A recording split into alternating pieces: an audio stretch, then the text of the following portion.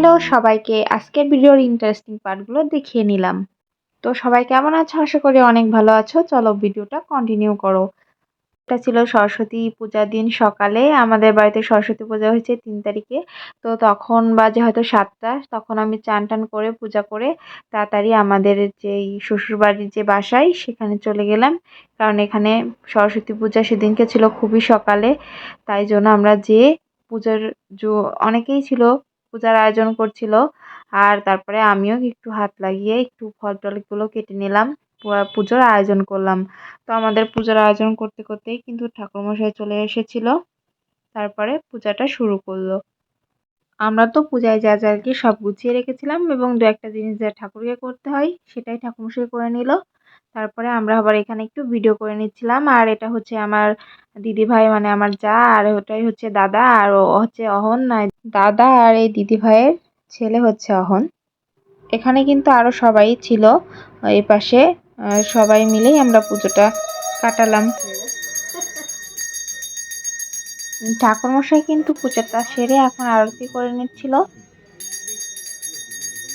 ঠাকুরমশাই কিন্তু খুবই তাড়াতাড়ি পূজা সারার ট্রাই করছিল, কারণ সেদিনকে যেহেতু সকালের মধ্যে পূজার টাইমটা চলে যাবে, তাই অন্য জায়গাতেও যে পূজাগুলো আছে সেই জন্য সারার জন্য তাড়াতাড়ি পুজো করছিল। তো আমাদের পুজো হয়ে যাওয়ার পরে হোম হয়েছিল। এই যে হোম হচ্ছে, হোমের আগুনটা দেখতে খুবই সুন্দর লাগছিল। আর এই হোম কিন্তু বেলের গাছের কাঠ, তারপরে আরো অনেক কিছু কাঠ দিয়ে কিন্তু করতে হয়। তো সেটাই হচ্ছে।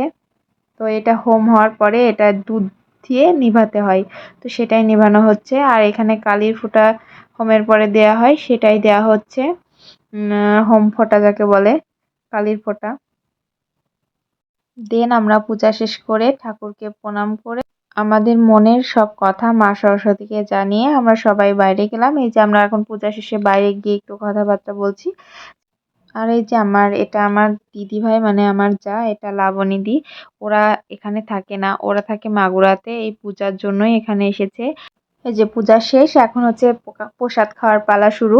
এই যে আমাদের এখানে কিন্তু সরস্বতী পুজোয় কিন্তু লুচি, সবজি, ফল, খিচুড়ি এগুলোই খাওয়া হয়।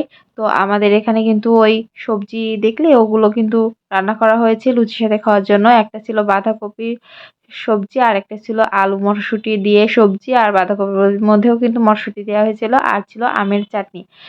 এগুলোর মধ্যে সব থেকে সুন্দর হয়েছিল আমার কাছে আমের চাটনি। আর হচ্ছে ছিল মিষ্টি, সুজি এগুলো। আর এখানে কিন্তু সবার খাওয়ানোর পরে, মানে দিদি ভাইরা, তারপরে হচ্ছে আমার মেজো বড় মা, আমার শাশুড়ি, সবাই কিন্তু খাওয়া দাওয়া করছে আর সবাই গল্প করছে। তো আমিও সেই মুহূর্তটা একটু ভিডিও করে নিলাম স্মৃতি হিসেবে। আর এখানে কিন্তু আমি ভিডিওর সময় আমার দিকেও ধরেছিলাম।